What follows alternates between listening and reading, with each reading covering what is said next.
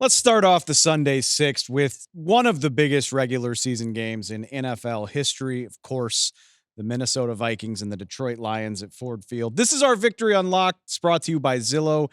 Agents, tours, loans, homes.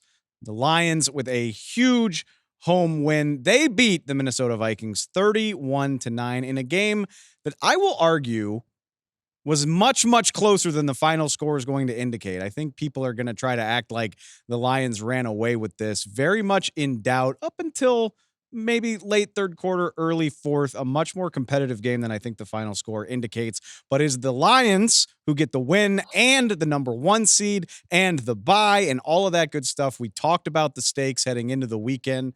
The Lions win the NFC North for the second straight year. They get a week off to get healthy and get ready for the divisional round. And the Minnesota Vikings, despite winning 14 games, will be a wild card. They will open the season on the road. But before we get into all of the playoff implications and all of that good stuff that's to come, let's talk about how we got here. And we're going to do it with a little bit of help. My buddy Greg Auman of foxsports.com was gracious enough to join me. And it is late over there in Eastern time, Greg. So I really appreciate you taking the time, man. Of course. Glad to be on with you. And it's fun to have everything in play. I mean, this is everything we've been building up to. And now we got playoff games to talk about. So I touched on this being a more competitive game than the final score looks, and the Lions did pull away. We can talk about all of the high-powered players on their offense. Jahmyr Gibbs had a career day, but I think for me, the conversation here, it has to begin and end with the job that Aaron Glenn and this Detroit defense did against Sam Darnold, and it's so fitting for the last 5-6 weeks. Really, it's been a theme going all the way back to Aiden Hutchinson getting hurt in week 6. Was the Lions have just lost too many playmakers on defense. They're going to have to outscore people. They're going to have to win shootouts every single week. And Aaron Glenn holds the Vikings without a touchdown, flusters Sam Darnold into one of the worst performances of his season. I thought it was as good of a coaching job as we've seen all season, and Aaron Glenn got it at exactly the right time. Remarkable. Like, I really liked Detroit going into this year. They were my Super Bowl pick in the NFC, and I kept kind of mentally writing them off with each injury. Hutch was the big one, but they've lost a lot. And even tonight, they lost Terry Arnold halfway through the game, and I'm thinking like, wow, lose your top rookie corner against a really good passing offense. And they never really got to take advantage of it. They moved guys around. They pressured them more. I thought the key to the game was just all those early stops in the red zone. And Darnold went like 0 for 7 inside the 10 to start the game. Just incompletion after incompletion. And, held them without a point and then field goal and then field goal. And that gave him the early distance. And then the offense kind of clicked. And like you said, kind of pulled away there with Gibbs scoring so many touchdowns. It felt like Glenn he just felt the rhythm of this game so well. I mean, he knew when to blitz. He knew when to show blitz and back off. Lions blitzed Sam Darnold on 56% of his dropbacks in this game. And when they weren't blitzing, they were also winning with man coverage. You mentioned the red zone. There was a great sequence there on one of the Vikings turnover on downs in the red zone because they had multiple, where the Lions sent the house at Darnold twice on early downs. And then on the money down, they show blitz, they back off. Darnold looks for Jordan Addison on the crosser, and Terry and Arnold, before he got hurt, the coverage was there.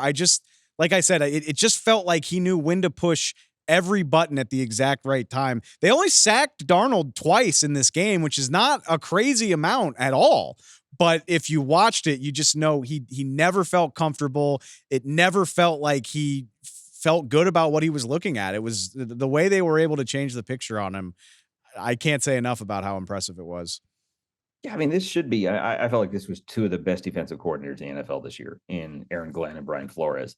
Both just outstanding. National Assistant Coach of the Year candidate type things. And one of them really stepped up and shut down, again, two really good offenses too. But again, the way the Lions kept them in check, they didn't look like two teams that had the same record going into the night. And the difference is huge. I mean, it's amazing to think about how much is on the line in this game.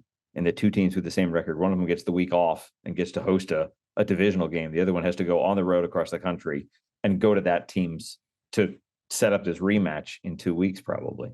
I do want to say this, and I've touched on it, but it is wild. It's rare where you see a game with a final score this lopsided, where I really feel like the Vikings were 3 plays away from this being a much different night, maybe 3, 4 plays. You mentioned it. Darnold finished 2 of 11 for 7 yards in the red zone.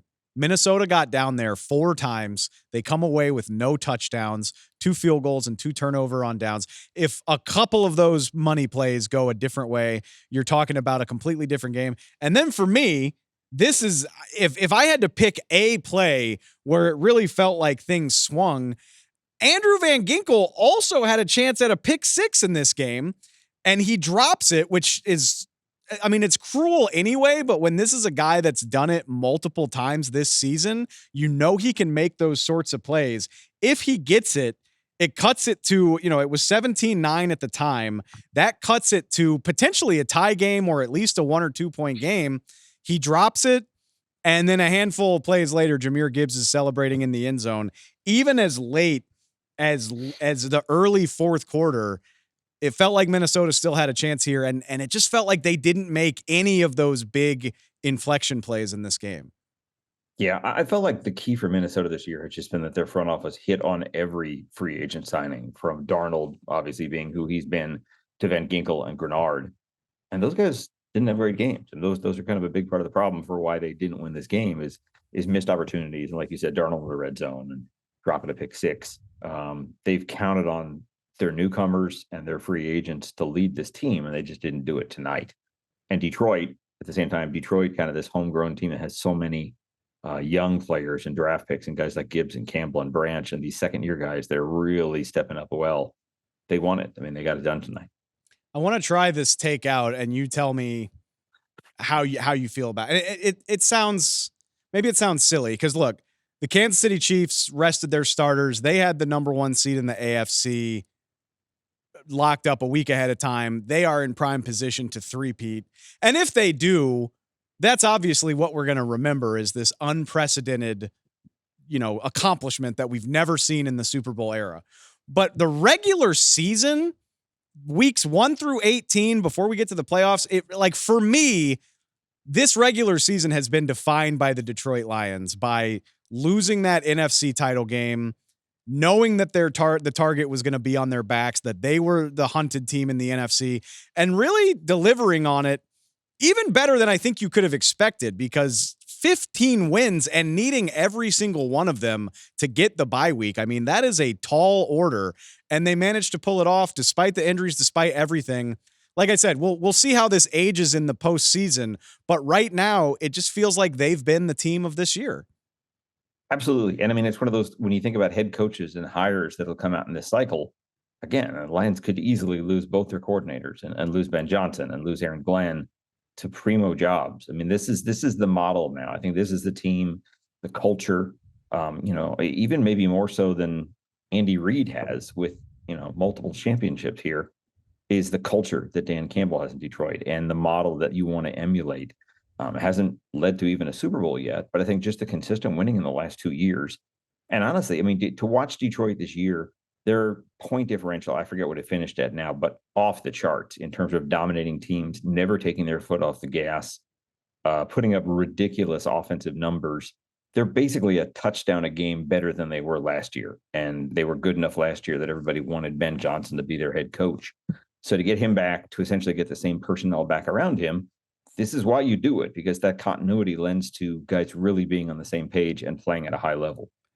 To your point, the Lions' point differential finishes at plus 222, which is 60 points better than the next best team. That would be the Philadelphia Eagles. So you're 60 points better than the next most dominant team in the NFL. It's been that type of year, which, okay, let's look at what this means then in the big picture for both teams. And I think you make a really good point. I mean, you don't need me to tell you. The Lions win. They get the division title. They get the week off. This is a team that needs a bye week. They've got to be so excited to give guys a chance to rest. Alex Anzalone came back and made a very positive impact in this game. Maybe you can get some more guys healthy for the divisional round. But on top of that, it's going to be an interesting few weeks for the Lions, because like you just pointed out, everybody in this league is going to be trying to bite a piece of that culture. I think Aaron Glenn, if he wasn't already going to get phone calls about head coaching interviews, I think those calls are going to come after Sunday night. Obviously, we don't really need to spend a ton of time on Ben Johnson. This is going to be a very interesting 2 weeks for them as they try to navigate delivering on all of this potential from the regular season while knowing that they are the envy of the entire NFL. Yeah, it's such a weird schedule now because it's like there's virtual interviews that I guess can start Wednesday and no in-person interviews until the 19th or the 20th. So I think we want all these things to shake out and jobs to get filled like tomorrow, as soon as they get done firing. And it's probably not going to be that case. Every team has to get Rooney compliant, and even the guys like Vrabel who can interview now and have interviewed now. It's hard to make them happen right away. So, like you said, you can have these coordinators that are, getting ready for Super Bowl runs that also have to take calls and talk about their visions and line up potential staffs. It's got to be a difficult balance. These guys don't have a lot of free time in their weeks to begin with, let alone in the playoffs as they're trying to juggle both their present and their future at the same time. We stopped viewing the Lions as a feel-good story a long time ago, but I do still like to just take a beat and think like, man, Lions fans thinking about those types of problems, like you would have killed for these Right. problems at any other point in your life. So yeah, it's going to be a hectic month. There's a lot of pressure on this team, but good problems to have. Now on the other side of this, how's this for an eerie, things come full circle, I guess, Greg, for better and for worse, because the Vikings' first loss of the season, they give up 31 points to the Detroit Lions. Then they turn around and have to go on the road to face the LA Rams. They lose that game, and they don't lose again until they give up 31 points to the Detroit Lions. So is history about to repeat itself? I just hope the Vikings can flush the disappointment of this loss. Cause like I said, I think they were far closer to making a game of this than the final score indicates. And I hope there's no panic in that building as they head out here to start the wild card round against the Rams.